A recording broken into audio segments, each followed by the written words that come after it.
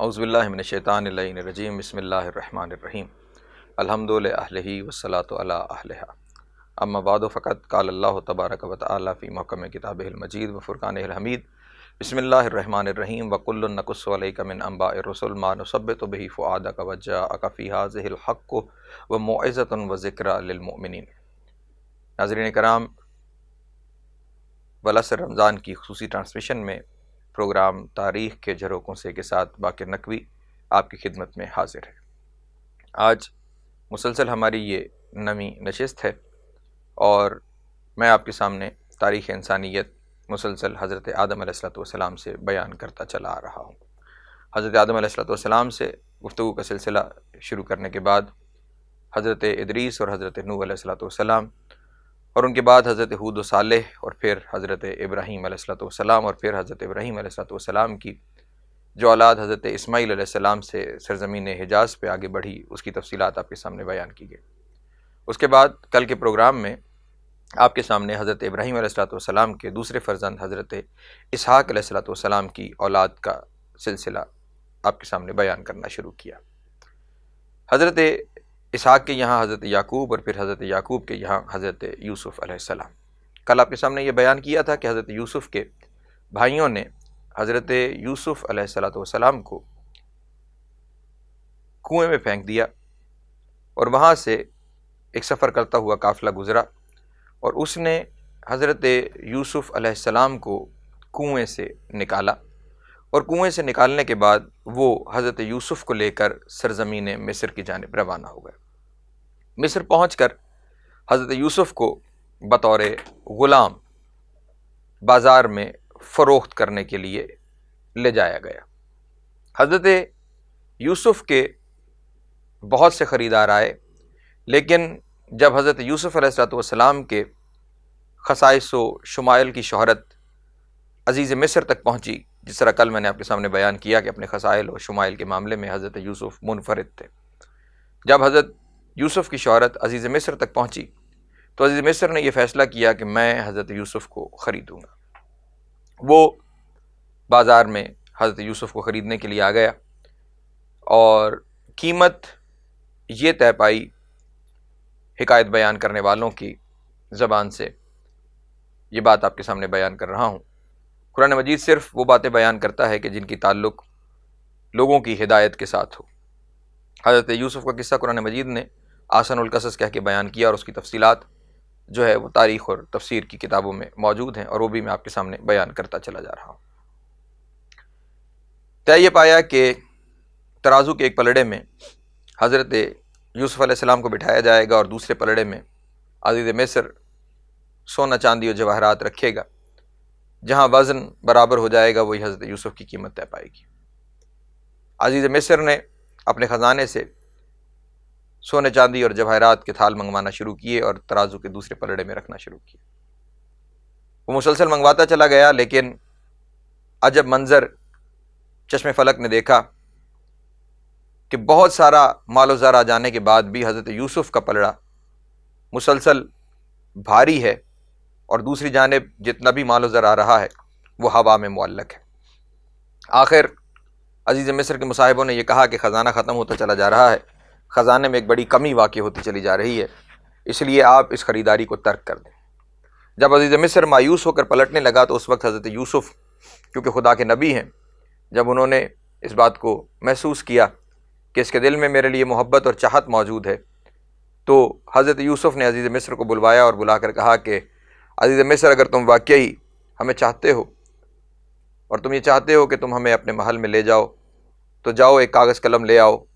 ہم تمہیں اپنی قیمت لکھ کر دیتے ہیں۔ عزیز مصر کافر ہونے کے باوجود نبی کے کہنے پہ کہ جس نے اپنی نبوت کا اعلان بھی ابھی تک نہیں کیا، وہ کاغذ قلم لے آیا، اور جب وہ کاغذ قلم لے کے آیا تو حضرت یوسف نے اس کاغذ پر، اس صفحے پر، اس کرتاس پر بسم اللہ الرحمن الرحیم کو لکھا، اور لکھنے کے بعد کہا کہ عزیز مصر اپنے خزانے اٹھا لو اور صرف یہ میرا لکھا ہوا دوسرے پلڑے میں رکھ دو۔ حضرت یوسف کے اس دیے ہوئے، اس لکھے ہوئے کاغذ کو، صفحے کو عزیز مصر نے لیا، خزانے اٹھائے اور دوسری جانب پلڑے میں جب وہ لکھا ہوا رکھا گیا تو وہ لکھا ہوا بھاری ہو گیا اور حضرت یوسف کا پلڑا ہلکا ہو گیا۔ یہاں سے ہمیں یہ نتیجہ بھی ملتا ہے کہ کلام مجید کی اس عظیم ترین آیت بسم اللہ الرحمن الرحیم کا اتنا مقام و مرتبہ ہے کہ حضرت یوسف جیسے نبی کی نبوت ہلکی پڑ جاتی ہے اور خداوند عالم کے قرآن مجید کی ایک آیت کا وزن اس سے زیادہ ہو جاتا ہے۔ اس بات کو آپ اپنے ذہن میں یہاں پہ محفوظ رکھیے گا، اور انشاءاللہ انہی پروگراموں کے درمیان ایک وقت آئے گا اور میں آپ کو یاد دلواؤں گا اسی مرحلے کو، تو وہاں پہ ایک اہم نتیجہ انشاءاللہ آپ کے سامنے پیش کرنے کی کوشش کروں گا۔ حضرت یوسف علیہ السلام عزیز مصر کے محل میں آ گئے۔ عزیز مصر نے اپنی زوجہ زلیخا کو، کہ جو اس سرزمین کی دیویوں میں سے ایک دیوی بھی شمار ہوتی تھی، خصوصی طور پر حضرت یوسف کے بارے میں یہ نصیحت کی کہ اس کے ساتھ عام غلاموں جیسا سلوک نہیں کرنا، بلکہ اس محل کے اندر یہ بچہ آرام و آسائش کے ساتھ رہے گا۔ وقت گزرتا چلا گیا، حضرت یوسف اس محل میں پروان چڑھتے چلے گئے، لیکن جیسے ہی جوانی کی دہلیز پہ قدم رکھا، زلیخا میں حضرت یوسف کی چاہت پیدا ہونے لگی، اور اپنے ماحول کے مطابق اس نے حضرت یوسف سے اپنی خواہش کا اظہار بھی کر دیا۔ حضرت یوسف علیہ السلام نے اسے منع کیا، یہ کہتے ہوئے کہ میں جس کے دسترخوان پہ بیٹھتا ہوں اس کے ساتھ خیانت نہیں کر سکتا، اور میں تیرے شر سے خداوند عالم کی پناہ چاہتا ہوں۔ ایک دن اس نے اپنا مقصد پورا کرنے کے لیے حضرت یوسف کو بند کمروں کے کئی سلسلے میں لے گئی، اور وہاں جا کر اس نے پھر ایسا ماحول بنایا کہ جس کے ذریعے حضرت یوسف کو اپنی جانب مائل کرے۔ وہاں پہ ایک عجیب واقعہ یہ پیش آیا کہ اس کے کمرے میں وہ بت پڑا ہوا تھا کہ جس کی زلیخا پوجا کرتی تھی۔ اس کی نظر زلیخا کی جب اس بت پہ پڑی تو اسے یوں محسوس ہوا کہ جیسے یہ بت مجھے گھور رہا ہے اور مجھ پہ غصے کا اظہار کر رہا ہے۔ اس نے فوراً ایک کپڑا اٹھایا اور کپڑا اٹھا کر اس نے بت پہ ڈال دیا، اور پھر حضرت یوسف کی جانب متوجہ ہوئی۔ وہ جیسے ہی پھر حضرت یوسف کی جانب متوجہ ہوئی تو حضرت یوسف نے فوراً اس سے یہ کہا کہ تم اپنے ایک ایسے خدا سے ڈر رہی ہو کہ جو نہ دیکھتا ہے، نہ بولتا ہے، نہ سنتا ہے، نہ کسی سے کچھ کہتا ہے، تو میں اپنے اس خدا سے کیوں نہ ڈروں کہ جو ہر خلوت میں بھی دیکھ رہا ہے، ہر تنہائی میں بھی دیکھ رہا ہے، وہ ہر چیز پہ گواہ بھی ہے اور ہر چیز پر شاہد بھی ہے۔ یہ کہنے کے بعد حضرت یوسف وہاں سے دروازے کی جانب دوڑے، دروازے کھلتے چلے گئے اور حضرت یوسف وہاں سے باہر نکلتے چلے گئے۔ بالکل آخری دروازے پر جا کر زلیخا کا ہاتھ حضرت یوسف کی قمیص کے دامن کی پچھلی جانب آیا اور اس نے اس قمیص کو کھینچا تو وہ قمیص پشت کی جانب سے شکستہ ہو گئی۔ جو ہی آخری دروازہ کھلا تو دروازے کے باہر عزیز مصر موجود تھا۔ عزیز مصر کو دیکھتے ہی زلیخا نے فوراً اپنا پینترا بدلا اور عزیز مصر کے پاس جا کے کہنے لگی، دیکھیے عزیز مصر، جس سے آپ کے گھر کی عفت محفوظ نہیں ہے، آپ اس کے ساتھ اتنا اچھا سلوک کیوں کرتے ہیں؟ اس کی سزا صرف یہی ہو سکتی ہے کہ اسے قید خانے میں ڈال دیا جائے۔ عزیز مصر بھی یہ منظر دیکھ کے پریشان ہوا۔ اب یہاں پہ حضرت یوسف خاموش نہ رہے اور فوراً اپنی پاک بازی کی گواہی دینے کے لیے کہا کہ میں نے ایسا کوئی معاملہ نہیں کیا، یہ اسی کی جانب سے مجھ پہ خواہش تھی اور میں اس سے دامن بچا کے بھاگ رہا ہوں۔ عزیز مصر نے کہا کہ تمہارے پاس تمہاری عفت کا کوئی گواہ موجود ہے؟ تو اچانک ایجاد خداوندی سے قریب ہی ایک شیر خوار بچہ جسے کہ کسی نے گود میں اٹھایا ہوا تھا، وہ شیر خوار بچہ بول پڑا۔ جیسے حضرت عیسیٰ علیہ السلام بعد میں گود میں بولے، اسی طرح یہ بچہ گود میں بولا، اور اس نے بول کر یہ کہا کہ سنو، لباس جو یوسف نے پہن رکھا ہے اس لباس کو دیکھو، اگر ان کی قمیص سامنے کی جانب سے شکستہ ہے تو پھر قصور یوسف کا ہے، اور اگر ان کی قمیص پشت سے شکستہ ہے تو پھر قصور زلیخا کا ہے۔ جب دیکھا گیا تو قمیص پشت کی جانب سے شکستہ تھی۔ عزیز مصر کو حقیقت حال کا علم ہو گیا، اس نے اپنے بیوی سے استغفار کرنے کے لیے کہا اور حضرت یوسف سے درگزر کرنے کے لیے کہا تاکہ اس کے محل کے معاملات باہر نہ نکلنے پائیں۔ حضرت یوسف پھر اس محل میں رہنے لگے، لیکن محلات کی باتیں کہاں چھپتی ہیں، قصر شاہی میں دیواروں کے بھی کان ہوتے۔ بات پھیلی اور 4 جانب بات پھیل گئی۔ جب زلیخا کے بارے میں لوگوں کو یہ معلوم ہونا شروع ہوا تو اب زلیخا کو اپنی دفاع میں بھی کچھ کرنے کی ضرورت تھی، تو اس نے تمام روسائے مصر کی خواتین کو اپنے گھر ایک کھانے پر بلایا، ان کے لیے گاؤ تکیے لگائے گئے، ان کے لیے کھانے کا بندوبست کیا گیا، اور ساتھ ہی اس نے حضرت یوسف کو یہ کہا کہ میں ان تمام عورتوں کے ہاتھ میں ایک ایک لیمو دوں گی اور ان کے ساتھ ایک چاقو یا ایک چھری ان کے ہاتھ میں ہوگی۔ دوسری روایت میں یہ ہے کہ وہاں پر ایک سیب ان کے ہاتھ میں دیا گیا۔ بہرحال کوئی پھل ان کے ہاتھ میں اور اس کے ساتھ ایک چھری موجود ہے۔ حضرت یوسف کو کہا کہ جب یہ پھل کاٹنا شروع کرے تو اس وقت تم اس دعوت میں داخل ہو جانا۔ عورتیں آ کے بیٹھ گئیں، ان کے ہاتھوں میں پھل دے دیا گیا، چھری دے دی گئی۔ جیسے ہی انہوں نے پھل کو کاٹنا شروع کیا، حضرت یوسف کو حکم شاہی سے داخل محفل کیا گیا۔ جیسے ہی حضرت یوسف داخل محفل ہوئے اور ان عورتوں کی نگاہ حضرت یوسف پر پڑی تو انہوں نے چھری چلاتے ہوئے اس پھل کو کاٹتے ہوئے اپنی انگلیوں کو بھی کاٹ ڈالا اور ان کی انگلیوں سے خون بہنا شروع ہو گیا۔ جب وہ خون بہنا شروع ہوا تو انہیں احساس ہوا کہ ہم نے تو اپنے ہاتھوں کو بھی کاٹ لیا ہے، اور اس وقت جب اس منظر کو دیکھا تو اس وقت ان کی زبان سے یہ جملہ نکلا کہ یہ آنے والا عام انسان نہیں ہو سکتا، یا یہ ملک مقرب ہے یا خداوند عالم کی کوئی خاص ہستی ہے۔ یہ سننا تھا کہ اب زلیخا اپنی جگہ سے کھڑی ہوئی اور تمام عورتوں سے مخاطب ہو کے کہا کہ سنو، یہی وہ ہے کہ جس کی وجہ سے تم میرے بارے میں باتیں کرتی ہو، تم نے تو اسے ایک لمحے دیکھا ہے اور یہ ہر وقت اس محل میں میرے سامنے رہتا ہے۔ ان عورتوں نے بھی اپنے ہیلے بہانے سے حضرت یوسف کو حضرت زلیخا کی طرف قائل کرنے کی کوشش کی، لیکن اس مرد حق، اس عظیم